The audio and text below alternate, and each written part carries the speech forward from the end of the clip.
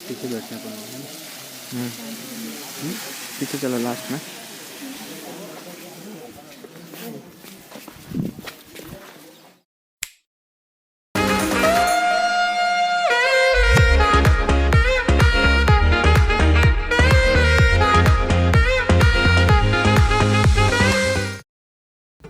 तो भाई लोग, हम्पी जो है जाना जाता है एंशियंट हिस्ट्री, रूइंस और टेम्पल्स के लिए। तो जब आप हम्पी पहुंचो तो सबसे पहला डेस्टिनेशन आप जाओ Virupaksha temple. So the temple is located in Hampi which is around 350 kilometre from Bangalore in the state of Karnataka in southern part of India.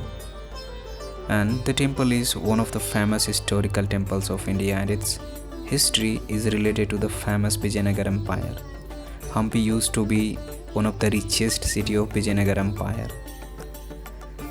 It is a part of designated UNESCO World Heritage Site, and the temple is basically dedicated to Lord Virupaksha and his wife goddess Pampa. And we all know that Lord Virupaksha is another form of Lord Shiva.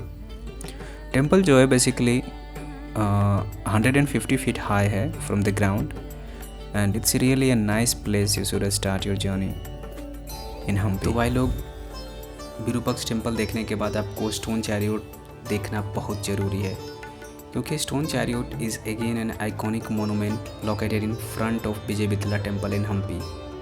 और इसका जो architectural style है वो Dravidian style है। Chariot के ऊपर बहुत सारे कार्विंग्स किए गए हैं जो कि बताता है मिथिकल बैटल सीन जितना भी हुए थे उसको दर्शाया गया है। और टिकट आपको ऑनलाइन लेना होगा जाने से पहले, क्योंकि ये जो प्रॉपर्टी है, पूरा जो रूइंस है, ये archaeological survey of India maintain करता है। और टिकट का डायरेक्ट लिंक मैं डिस्क्रिप्शन में आपको दे दूँगा।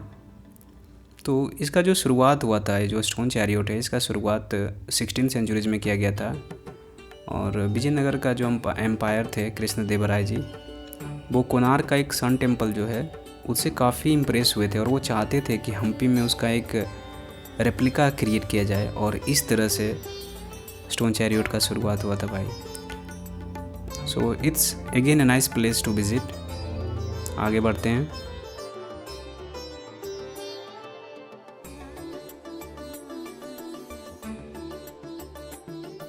तो भाई लोग, स्टोन चैरियट देखने के बाद आपको पुष्करनी देखना बहुत ज़रूरी है। पुष्करनी जो अभी आप देख रहे हो, which is nothing but A ancient water tank. ये एक वाटर टैंक की तरह वाटर टैंक ही था। तो ये जो आप पुष्करनी देख रहे हो, ये हमारे रिलीजियस और सेरेमोनियल में काम आता था। और जैसे कि हम लोग का जो उसमें एंशियंट में क्या होता था कि गणेश चतुर्थी है, तो गणेश चतुर्थी समाप्त होने के बाद मूर्ति विसर्जन वगैरह होता था, तो इस स्टेप बेल का यूज़ किया जाता था। और भी बहुत सारे जो रिलीजियस काम होते थे उसमें इस वाटर टैंक का इस्तेमाल किया जाता है। आप आर्किटेक्चर देख रहे हो, आप जो पिलर देख रहे हो, उसमें से बीच में जो है ये पानी उधर से आता था और यहाँ से पूरा टैंक को भरता था। It's really nice man. तो आपको पुष्करनी देखना बहुत ज़रूरी है। और जो पानी आता था वो तुंगभद्रा रिवर से ही आता था।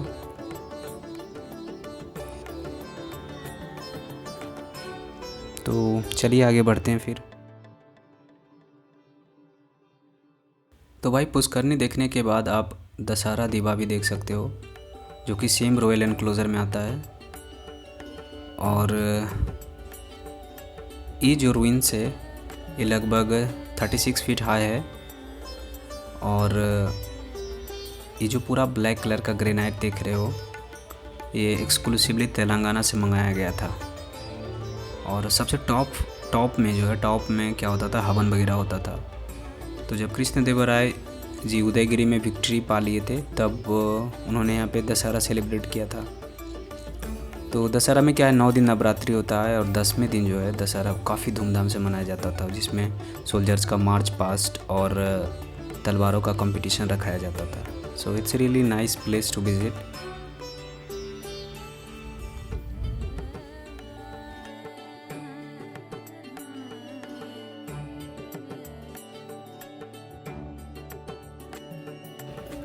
तो भाई लोग, महानदी दीवा देखने के बाद आप जा सकते हो क्वींस बाथ। सो क्वींस बाथ में ज़्यादा कुछ है नहीं, और क्वींस बाथ इसलिए बनाया गया था कि जो भी रॉयल फैमिली का जो विमन है वो लोग यहाँ पे स्नान कर सके।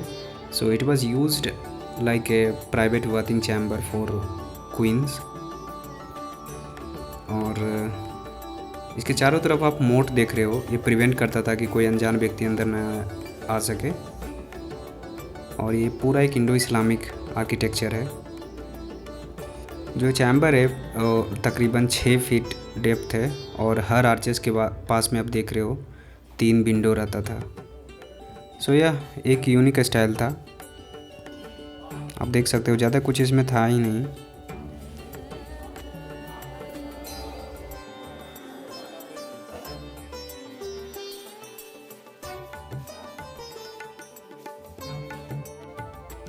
तो भाई लोग, क्वींस बाथ देखने के बाद आप आ सकते हो लोटस महल। लोटस महल बेसिकली बनाया गया था विजयनगर एम्पायर का जो भी रॉयल लेडीज़ थी उनके लिए बनाया गया था। तो वो लोग क्या करते थे, शाम को आते थे और यहाँ पे चिल आउट करते थे। सो it was also used for many musical concert and other recreational activities. So basically कह सकते हो कि शाम बिताने के लिए वो लोग इसका इस्तेमाल करते थे। और इसका स्ट्रक्चर लोटस है, इसीलिए इसको लोटस महल नाम दिया गया था। और दूसरा नाम है चित्रांगनी महल।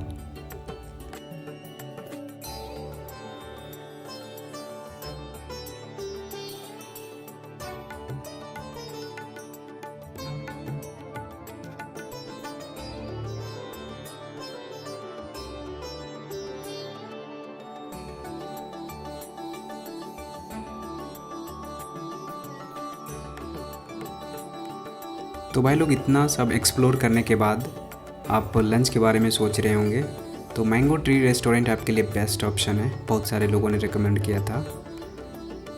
और यहाँ पे आप साउथ इंडियन थाली एंजॉय कर सकते हैं। It's one of the best. और यहाँ का जो एम्बियंस है काफ़ी खूबसूरत है, तो आप एक बार ट्राई करना ज़रूर। तो भाई, हम्पी का ट्रिप अधूरा रहेगा अगर आप कोराइकल राइड नहीं किए तो। और अगर आप हम्पी जा रहे हो तो कोराइकल राइड को अपना बकेट लिस्ट में सबसे ऊपर रखो, क्योंकि ये वन टाइम एक्सपीरियंस है। मैं मानता हूँ कि थोड़ा सा महंगा है, लेकिन मेमोरी आपका बन जाएगा भाई। और जब मैं हम्पी पहुँचा था तो थोड़ा बहुत रेन भी हो रहा था, but still I had a great time in Hampi. So yeah that's all I can say. मिलते हैं किसी अगले वीडियो में, तब तक आप कोराइकल राइड एंजॉय करो।